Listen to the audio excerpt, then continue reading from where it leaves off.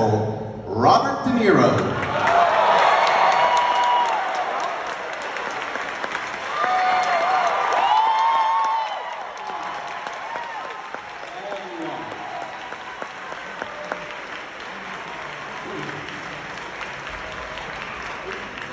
It's a real treat and an honor for the Tribeca Film Festival to present this 50th anniversary screening of Francis Ford Coppola's The Godfather.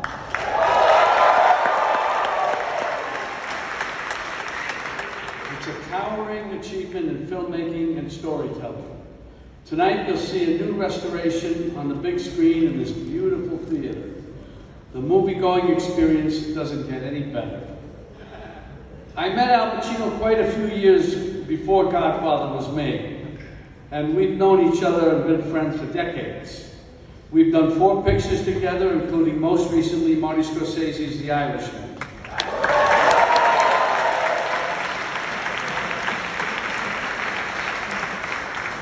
I auditioned for The Godfather, along with every other actor in New York at the time. And Al, of course, got the role of Michael. I guess they thought I was too young and too good looking for the part. But ironically, I did play his father in part 2.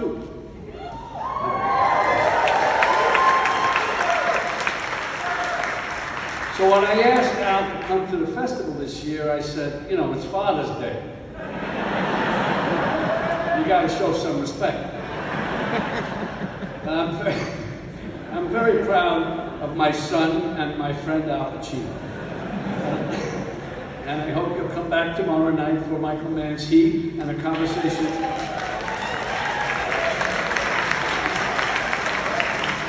with Al and me and my friend Heat's producer Art Linson, who first gave me the script.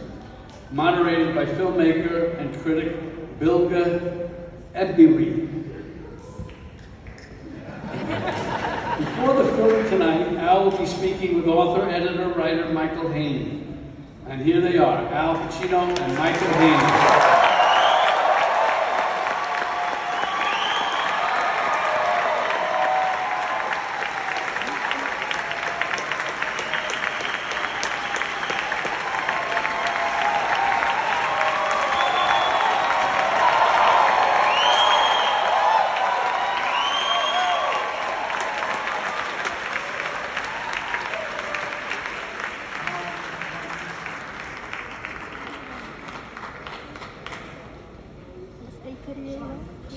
Attached to me, so I just can't get it off.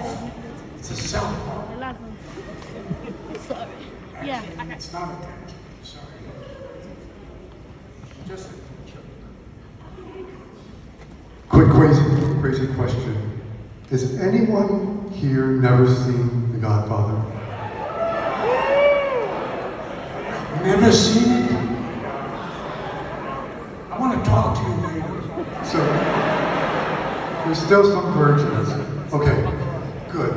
We're going to jump into this because I want to really fast. We've got limited time with Ms. Pacino. So, it just makes me want to ask you, how many times have you seen The Godfather? Rough estimate. A little too old to ask that question. I haven't seen it in a while. Usually I'll show it to someone because I have it in my house. It's on the wall. I think I showed it with somebody who hasn't seen it, like my youngest children. I had a screening for them. And after I saw my daughter, my youngest daughter, fall asleep during it, I thought, I'm not going to try this again. I don't even think they've seen it yet. So, But I know, I've seen it, okay, I'll say 10 years ago. okay, but for the heavy users in here, for the heavy users in here, the people who see a lot, one of the great pleasures I think we always know is you always hear people say, I love to watch it because every time I watch it, I see something new, something I never saw before. Are you saying that about you? I'm saying about most people here. Now I'm going to ask you, does that ever happen to you? Do you still watch it and see something new in it? I haven't watched it. I only see how new I see how old I am. That's what I see. Thank you for that. What a theater this is. I've never been in this theater. And I was born here. I was born in New York City.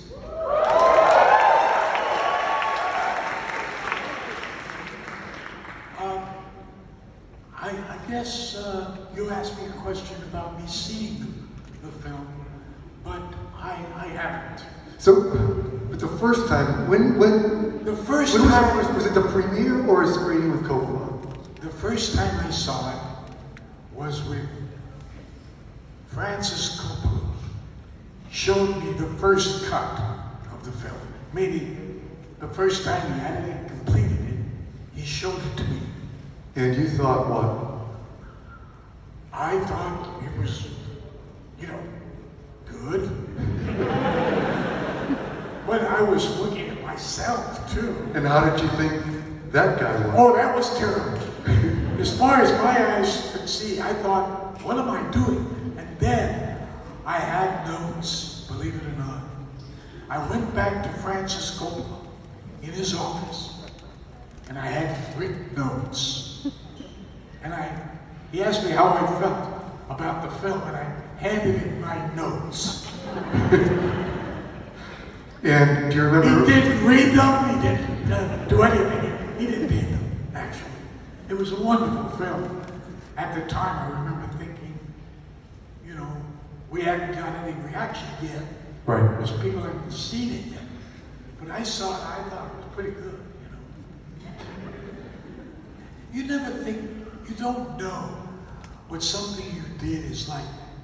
Unfortunately, throughout the years, I've made my own films. I've been in a lot of films. So you get a little bit of you sort of try to be fair to yourself. Right. Try to understand the film. But when I saw the film, you're young, you don't know, and till this day, you just don't know how anything is till you see it with an audience. An audience tells you the film you made. They just do. It allows you, when you see a film you've made, to back away. Like I often said, it's like a painting. When someone does a painting, or if I do a painting, I don't really see it until I back away. When I'm close to the canvas, I just don't see the painting. I back up, I start to see it. Right. Same thing with a film. Film as an audience is that for a film. It allows you to get that distance and see what's really there. At least when I was young, that was the case. I want to sort of talk, when you talk about distances, and you mentioned this a minute ago, you grew up just, a few miles from me, right? Yeah. And I'm always amazed by the distances people travel. Yeah. Right? And, by the time Francis had found you for the role, you'd done a number of different jobs, you bounced around, you earned your first Tony, but you'd also had crazy jobs, like you were a super in an apartment building. Yeah. And if the rumors are to be believed, you papered your door with your headshots, right? This is strange. I was a superintendent, knowing nothing about how things work, of course. But my friend got married, and he was the super. And he says, I got a roof over your head.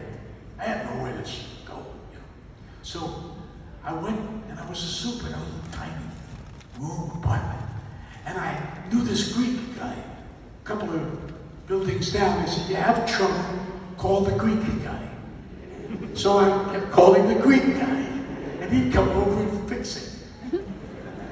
And I was there for a while, and I had an 8x10 glossy picture of myself. Actors take these pictures. How I got the money enough to get a photo, but it was a pretty good photo. And it was of me. I was like 22, 23. I put it on the door of my superintendent job, the door of the apartment I lived in, with Band-Aids. Because you couldn't afford good tape? I couldn't afford tape.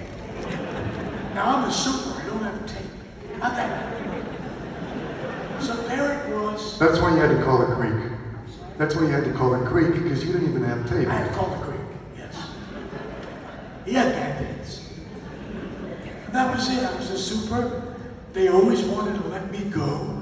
Why they kept me till this day, I don't know. Well, you're lucky because Coppola comes along, he knows about you, and what I'm getting towards is, Yeah. Well, I had did a few things before Coppola got me. I know, but we don't have 50 years to talk about it, so we're going to be tight. Okay, so if any of you have never gone on YouTube, you can find them. They are the test screenings that Coppola put together. No, they're amazing because a young Al is there along with a young Diane Keaton and other people, and what's fascinating. You just look at tonight is the building blocks of Michael Corleone, the character, are there from the beginning. You've got this low voice that makes you lean in. You have these eyes, which, as George Lucas's wife said at the time, hanging out in San Francisco, she said to Francis, cast Al, because he's got eyes that impress you, right? So, Called bedroom eyes. bedroom eyes. Get down.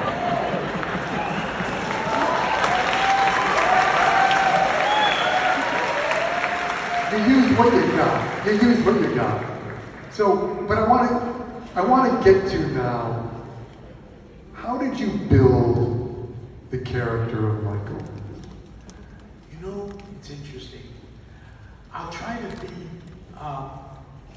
articulate if I could, because I couldn't back then. You know, they wanted to fire me. I think that's 2 weeks into the job. Yeah, I mean, no, before that, they never wanted me. It's Francis Coppola. Well, they didn't even want you. At one point, there were more than 40 guys ahead of you, right? I didn't hear. You know, something's wrong with these mics. Are you hearing us? I can't hear you. Why is it? I think if you hold the mic. Can you hear me now? Yeah. This is a vaudeville act. This is good. Al, Yeah. they're waiting. Guys, I didn't know what I was doing in the part. Francis Coppola called me. I knew him from before. I had done a play on Broadway, and he came to see me in it. Now, I didn't know he was there. And he sent me a script, and the script was a love story. And he wanted me to go to San Francisco and meet him so I could play the lead in this love story. It was about a professor. It was a very good script. It was very almost mythological, and yet it was real, and it was just great. I really liked it. I went out there, and of course, he was at Zoetrope, and you had Spielberg, you had George Lucas, De Palma, Scorsese. They were all there at this place. They were kids, and they were together. They were you know, that was the 70s coming. You know, it was that kind of group. So I met them, but I hung with Francis for 4 or 5 days. Then I went back. I never heard from him again. Well, no, because they didn't want to use us. They didn't want me in the film. They didn't want to do the film. They didn't want him. You know, it was Hollywood at the time, and I didn't fit in that kind of thing. Anyway, a year goes by. I get a phone call from Francis Coppola. I have been working as an actor in New York a little bit, you know. Nobody knows me. I made this film, though, called The Panic at Needle Park. It's a good film. And I was in that film. And what happened was, It didn't get released yet. It got released later. And and he called me, and I said, Francis, like someone from the past. I said, hi, how are you? I remember I liked him. I thought he was very smart, and I thought he was very gifted. He just could tell it certainly.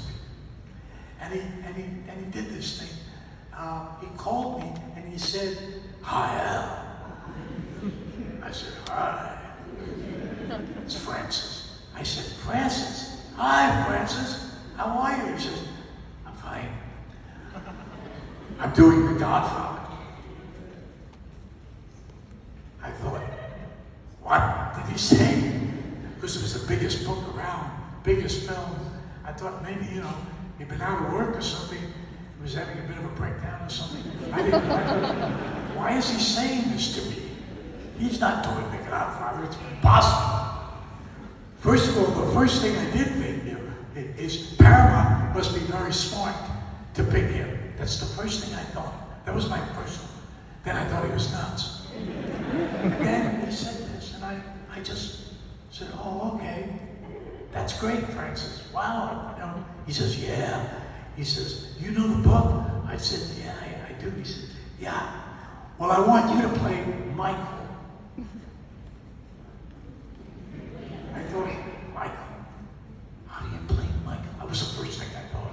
I wanted to play Sonny, Sonny, Jimmy Carr, But I said, oh, okay, I said, Michael, yeah. He says, I want you for this part. I said, I didn't say it to him. I thought, there's no way I'm going to get the part.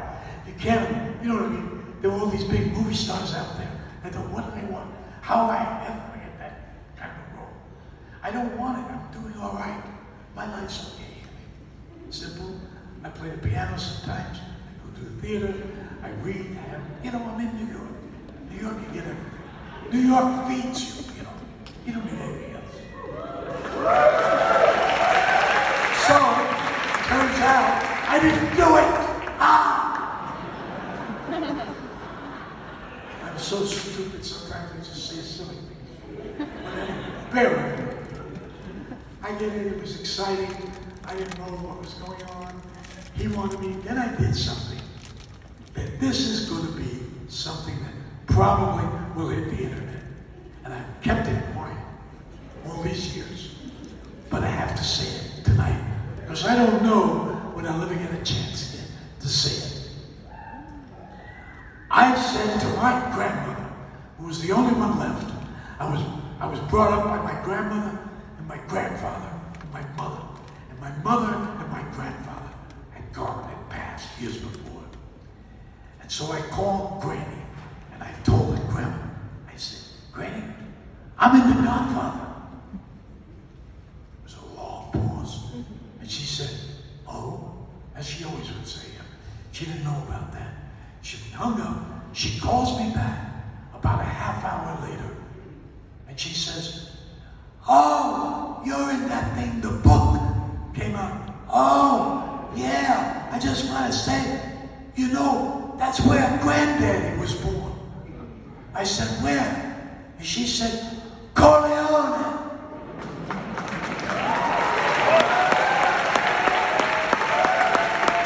Hand to God, I didn't even know where my grandfather was born. How about that? That's amazing. I didn't know it was Corleone. Talk about fate, huh? How about destiny? Amazing.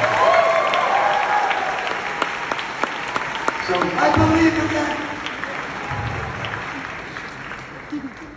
So let me just take you quickly to the transformation of Michael Corleone, which is at the heart of the movie.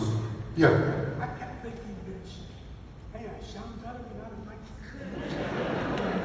I sound, I hear myself. And the transition that you Okay, I'll get to that. I know the question. So, here it is. We've been in rehearsals for 2 weeks on this. We're over in Connecticut. I will walk. I used to walk. I lived on 91st Street. I had an apartment. Yeah, 91st Street Broadway. People from 91 here. That's so cool. I lived there with my girlfriend at the time, and And we had an apartment. We shared it. And I would walk from 91st to the village and back every day and thinking about it. And I would think, how do I play this part? It was so difficult. It wasn't the part I wanted, which was sunny, you know. And so I would think about it. And then I had a thought. I thought, you know, it starts off a certain way. I want to play it where you don't really know this guy for quite a while. He's there, but he's not there, you know. And then eventually, by the time this film is over, you just go, wow, where did he come from? And I thought that's the only way to put the, you know, soccer into the role, the drama. Find the drama somewhere there. That's what I thought. Can you believe it? They wanted to fire me from get-go. And I didn't. And Francis was so sweet. He bared, he stuck it.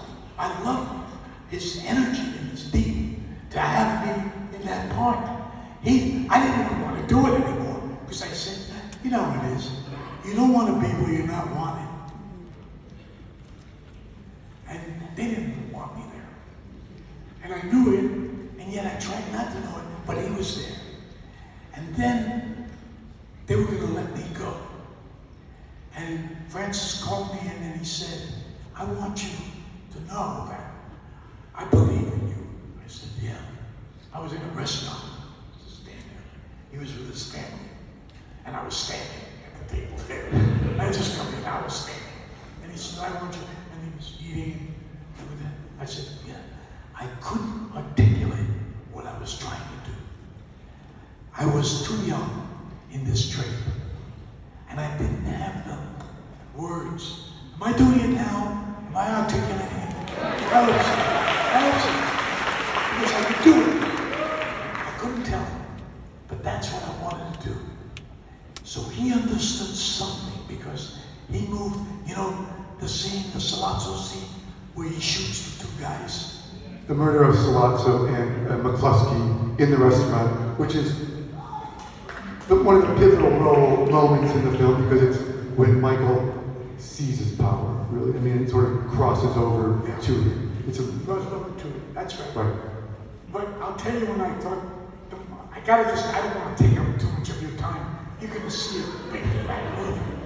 And you're going to have energy with this movie, I tell you. I don't want to take up their time. Tell you.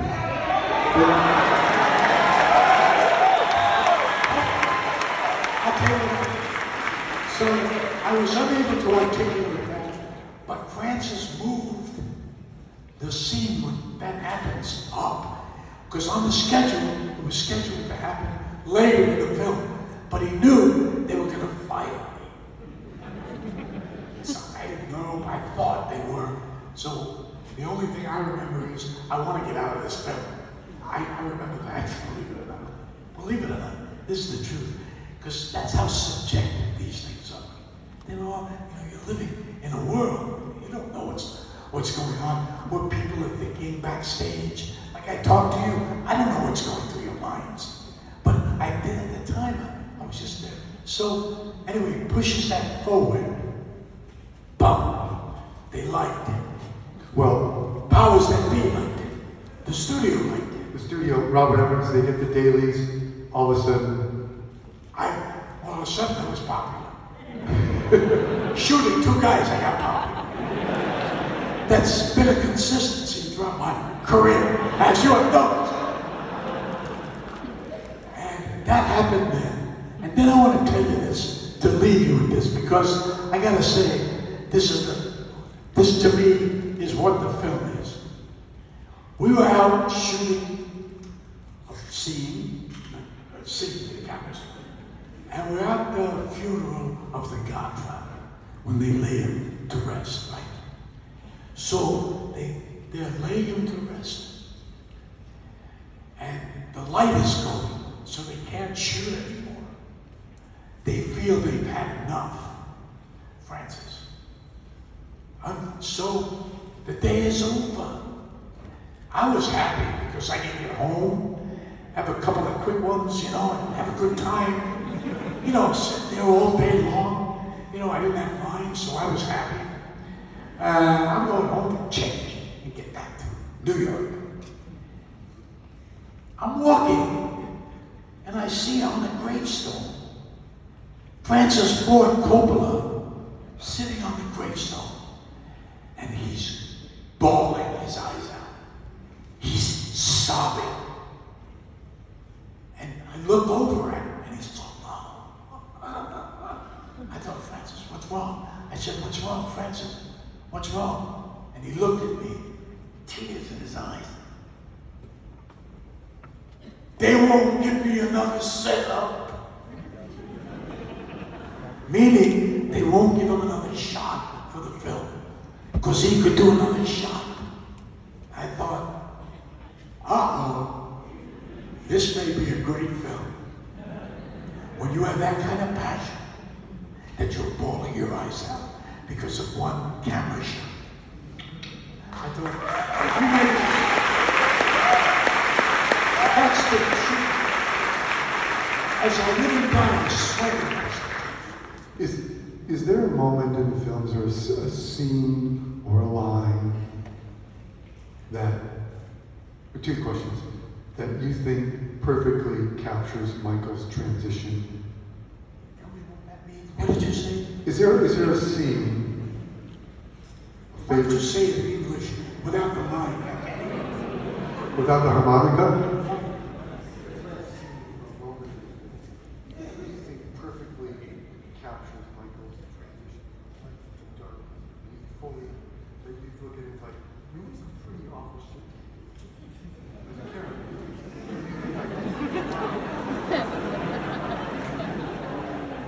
I took away the microphone. I said shit. Maybe, did you hear what he said? He just cursed me out. I can't believe it. What an interview. He told me to go myself. How dare you say that? You're from up in this neighborhood. No, he said something. Where did you find? I'm interpreting for you. I don't know why. I'm smart. I can't hear it. I'm smart. You're smart. See, I can't listen. Something's wrong. Anyway, he says this. When in the moment you thought you were back? That you would fully cross. It's a movie about this man moving towards power, right? And is it the scene where is it the baptism scene where he orders the killing and he becomes? I mean, what do you think is like his pure darkness? From the moment he says, "I'm going to get him," when he saves his father in the hospital, and he puts his hand, and the kid with him wants a light, right. And his hands are shaking like this with the lighter, and Michael takes it, and it's as calm as the wind on a cool summer day. Lights it up. I have to say this. I gotta say this, guys. Marlon Brando, man. Marlon Brando. That's our Godfather. That's who our Godfather is. And I mean, imagine that. Just the image, right? It's in everybody's head. You know the image of Marlon as Don Corleone.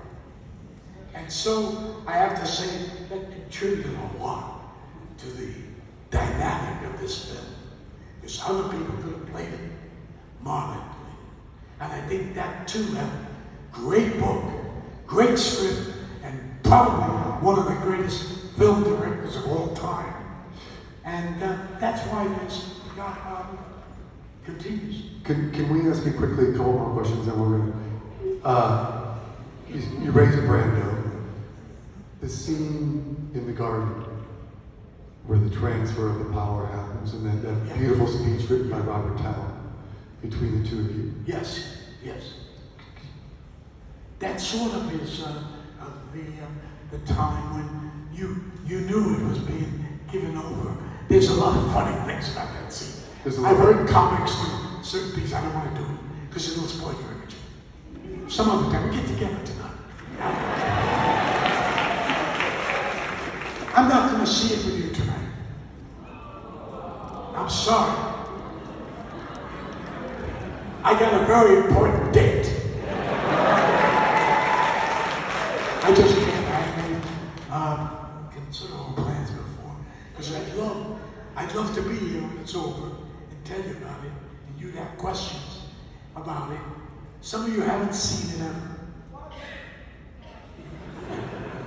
You should ask them at the start. Someone, maybe now they don't want to seem like losers if they.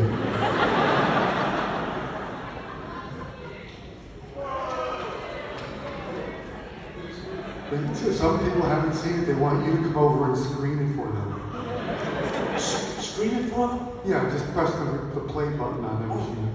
Play. All right, we've got 2 minutes. I'm going to end on one thing, and we're just going to go to the end of the movie. Not just if you haven't seen it. I don't like anybody knowing how it ends. You with Diane, Kay, the door starts to close. It's an incredibly intense and intimate scene. How did you feel when you saw that moment? Did you? You know, you're always a little bit in wonderment, and it no longer becomes you. I'll be honest, it isn't you. When I see that, I don't feel it's me. I feel it's a character I play. I've said this throughout my life, but I really mean it. I look at The Godfather, and that's not me. This sort of is me now on the stage here, as close to me as I can get, I guess. But in this situation, try it sometime. It's really interesting. Get on stage and talk to 1,000 people you don't know, but at the same time, it's interesting. I like talking to you a lot. I like the way you respond. I do. I feel I'm home. I feel I'm in place. But when I see that movie, I don't see anything of myself, honestly. I just see the character, and I look at the great actors in it. I mean, the great people like Al Lettieri, Little Al, Sterling Hayden, these great. I was in a room with these people. Sterling Hayden, who was an icon of acting throughout his career, and he's in a room with me, and Little Al Lettieri, and I'm the young guy there, and we're in this room. We didn't have trailers. We didn't have a trailer to go to. I complained to the stars. I went outside and complained, why don't we have a trailer? Why doesn't anybody care about us? We're in this movie, sweating our balls off, and we're just there, and nobody's helping us, full of smoke, except those guys were there. My fellow actors were there, and we talked together. And it's so memorable. As I talk to you now, I almost remember what we talked about. I don't remember. I love you all.